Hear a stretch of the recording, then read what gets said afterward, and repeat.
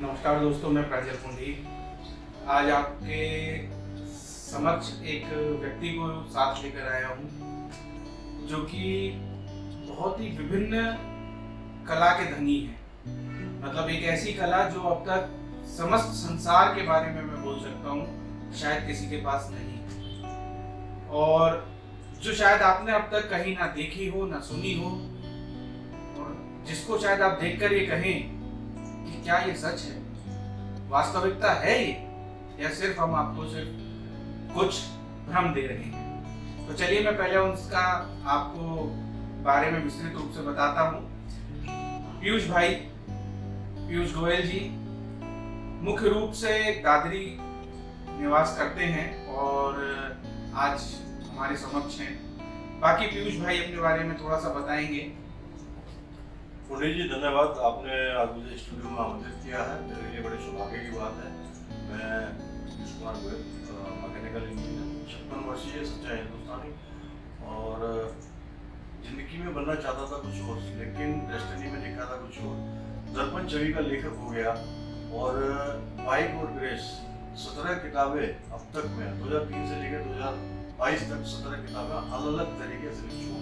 जैसा कि पुंडी भाई ने बताया कि कहीं भ्रम तो नहीं है, लेकिन ये भ्रम नहीं है। आपने कभी पहले सुना होगा कोई आदमी सुनी से किताब लिख सकता है? दर्पण छवि में सुनी से किताब लिखना, क्या कोई पहले आपने सुना कोई आदमी मेहंदी से किताब लिख सकता है?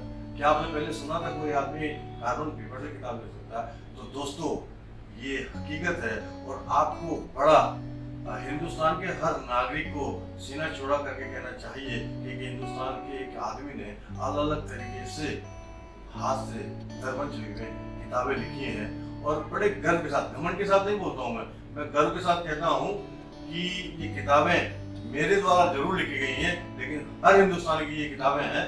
और कभी कभी तो गर्व महसूस करता हूँ कि हे ईश्वर, तूने मेरे से कैसा काम करा दिया।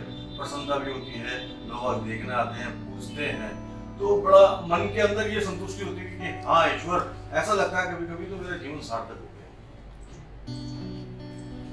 आप लोगों को मैं बताना चाहूँगा, जैसा कि अभी पीयूष भाई ने बताया कि उन्होंने तकरीबन 17 किताबें लिखी हैं, तो उन किताबों में से जो मुख्य रूप से उनकी कृतियां हैं, उनमें से एक प्रमुख कृति है गीता, भगवत गीता, जिसको कि उन्होंने मिरर इमेज में लिखा है, और एक उस प्रारूप में, उस सूक्ष्म प्रारूप में उन शास्त्रों श्लोकों को उन्होंने उतारा है जो शायद अभी तक आपने कहीं नहीं देखा होगा। मैं पीयूष भाई जी से निवेदन करूंगा कि एक बार वो अपना जरूर भगवत का स्वरूप दिखाएं, और दिखाना बनता भी है, क्योंकि जो काम हुआ है वो देखना बनता है।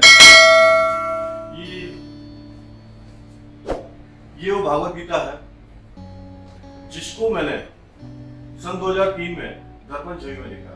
18,700 श्लोक पूरे लिखे, और इसको लिखने के बाद मेरी लाइफ चेंज हो। मैं ये कहता था, मेरे से लोग पूछते हैं सर जी आपने ये किताब लिखी, इसको पढ़ेगा कौन, इसको पढ़ेगा कौन? तो मैं ये कहना चाहता हूँ कि यार सीधी नहीं तो उल्टी पढ़ लो। मेरा जीवन बदला है तो आपको भी जीवन बदलना चाहिए।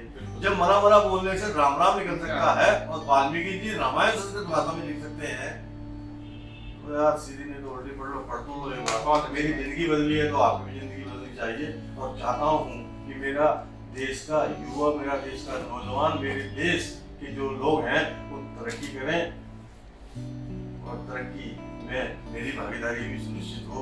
ये मेरे लिए बड़ी प्रशंसा का विषय होगा। तो पीयूष भाई के शब्द आपने सुने। पीयूष भाई के अनुसार वे चाहते हैं कि ये देश तरक्की की ओर बढ़े। हम सभी लोग उसी दिशा में प्रयास कर रहे हैं, एक स्वस्थ, समृद्ध और शक्तिशाली भारत की ओर, जहां हमारा स्वरोजगार हो, जहां हमारी कलाओं को, जहां हमारे मुख्य विषयों को, मुख्य धाराओं को आगे लाया जा सके। इसके अलावा अभी पीयूष भाई आपने एक जिक्र किया कि आपने सुई से एक पुस्तक लिखी। बिल्कुल। मैं जब उसको सुनने के बाद से थोड़ा सा बिल्कुल क्यूरियस हुआ कि मैंने कहा ये है क्या। दिखाना बनता है और दिखाना भी चाहिए। ये मैं हाँ बिल्कुल, ये सुई से लिखी हुई है, और ये बड़ी मैं बताऊँ आपको, ये जो जितना भी अक्षर है ये सारा बिल्कुल सुई से लिखा हुआ है और इसके पीछे कहानी है छोटी।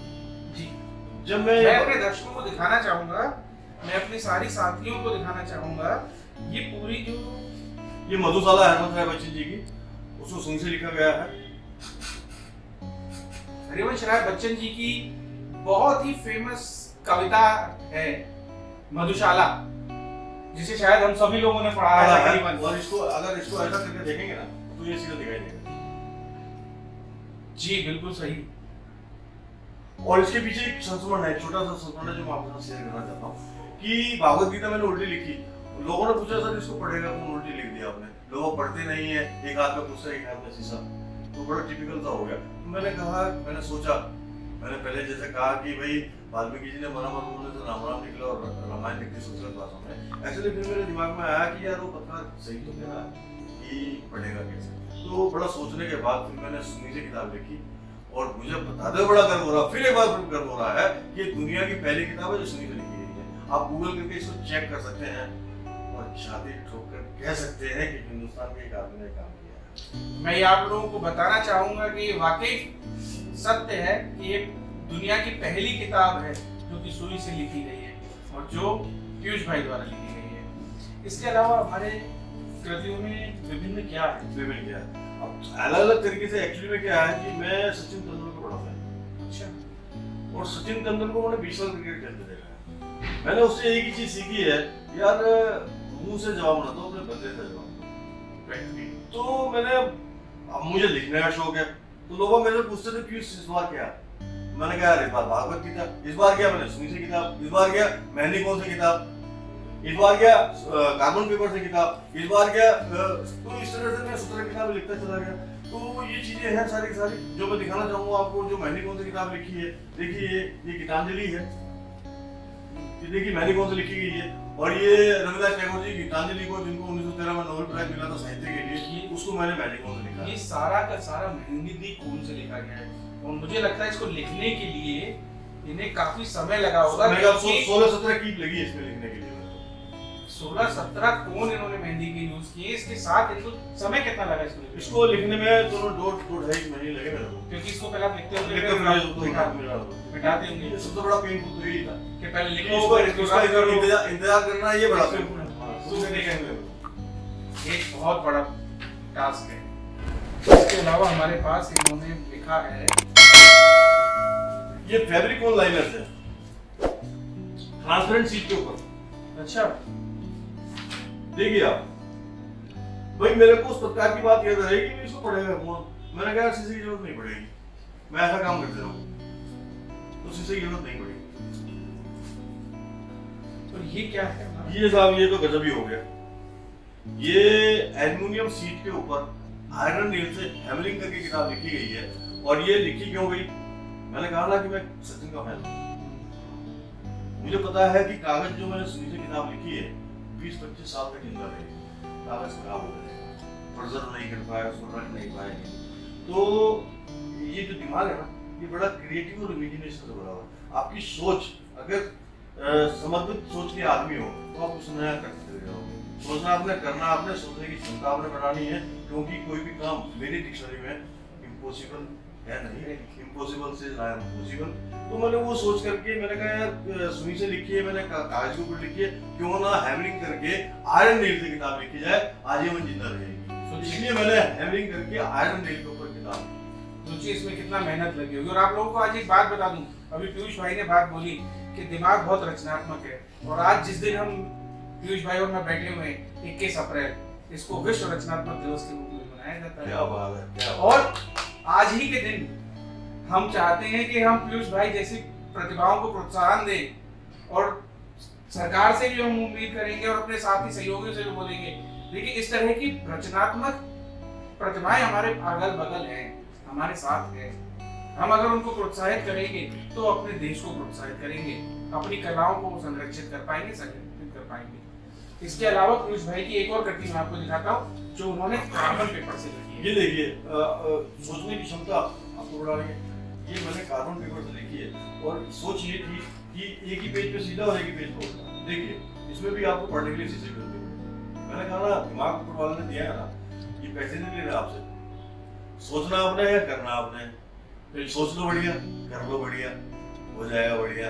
अगर सच्चे हैं, अच्छे हैं, ईमानदार हैं, तो ऊपर वाले ने कहा कि 2 कदम चल, 4 कदम चलने वाला हूँ। बिल्कुल सर। तो ये चीजें हैं जिंदगी में। और बहुत लोग कहते हैं सर मेरी जिंदगी में जो मैं बड़ा हताश हो गया हूँ। तो दोस्त, हताश होने की जरूरत नहीं है। जिंदगी में 2 ही चीज होती है, यस और नो। यस अगर आपको मिल जाता है ना जिंदगी में, तो आप बड़े खुश हो जाते हैं। अगर नो मिलता है तो घबराने की जरूरत नहीं है, क्योंकि पूरी दुनिया नतीजे को सलाम करती है। प्रयास करने वालों को हार नहीं होती है। नो का मतलब मेन डिक्शनरी में नेक्स्ट अपॉर्चुनिटी है।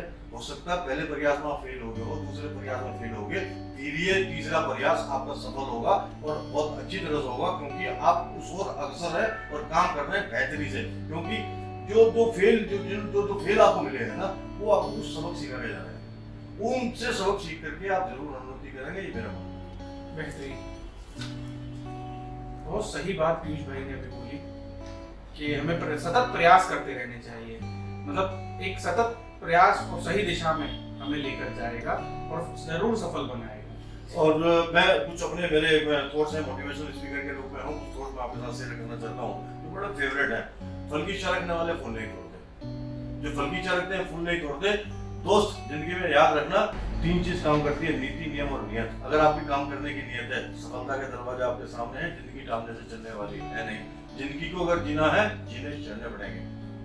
जिंदगी को अगर जीना है, जीने चढ़ने पड़ेंगे, स्टेज चलनी पड़ेंगी। 15, 16, 17 पहली मंजिल में पहुंचना है तो जीने चढ़ने पड़ेंगे। जिंदगी को अगर जीना, जीने चढ़ने पड़ेंगे। चौथा, जिंदगी को अगर किसी का सहारा लेके जियोगे, एक दिन हारा हुआ महसूस करोगे। चुनौतियों की चिंता मत करो, चिंतन करो, क्योंकि चुनौतियां किसी ना किसी रूप में आपके साथ चल रही है। बड़ा फेवरेट, जो मेरा बहुत फेवरेट है, मैं एक दिया हूँ, मेरा काम है चमकना। मैं एक दिया हूँ, मेरा काम है चमकना। हो सकता है मेरी रोशनी कम हो, लेकिन दिखाई बहुत सही बात, बहुत सही बात। इसके साथ ही मैं पीयूष भाई से आज के लिए विराम चाहूंगा और आप लोगों के समक्ष आज पीयूष भाई द्वारा दी गई अविस्मरणीय भेंट वो मैं आप सबको दिखाना चाहूंगा। पीयूष भाई ने आज रामदास आर्य सेवा फाउंडेशन ट्रस्ट के हमारे मूल गायत्री मंत्र को अपनी लिपि में हमें लिख कर दिया और ये भेंट उन्होंने स्वर्गीय श्री रामदास सिंह जी आर्य को समर्पित की है। जब उन्हें मैंने रामदास जी का विवरण दिया तो उन्होंने कहा कि आज मुझे बहुत धन्य हुआ कि ऐसी व्यक्तित्व के बारे में मुझे पता लगा। और मैं ये आप लोगों को विशेष रूप से दिखाना चाहूंगा कि ये देखिए सामने से सारा का सारा ये एक मिरर है। अगर इसको मैं अभी यहाँ उल्टा करता हूं तो ये एकदम आपको स्पष्ट गायत्री मंत्र दिखाई देगा। वाकई में मेरे लिए बड़ी बड़ी सौभाग्य की बात है। एक सिद्ध पुरुष के लिए देखना मेरे लिए ऊपर वाले का आशीर्वाद ही है और आशीर्वाद से कम भी नहीं है। जिस हिसाब से बताया, उनके पौत्र बैठे हुए हैं और सिद्धि पुरुष उनके बारे में मैं तो बहुत छोटा हूँ उनके सामने, लेकिन ये सौभाग्य मुझे मिला है, ये मेरे लिए बहुत आशीर्वाद। नहीं, धन्यवाद चाहूंगा मैं आपसे कि आपने मुझे ये भेंट स्वरूप दिया। आप आग्रह करें और मैं जाने को तो ये मैं आपसे निवेदन भी करूंगा, चाहूंगा भी कि आप एक बार ट्रस्ट कार्यालय में बिल्कुल आऊंगा और धन्यवाद चाहूंगा इसी के साथ।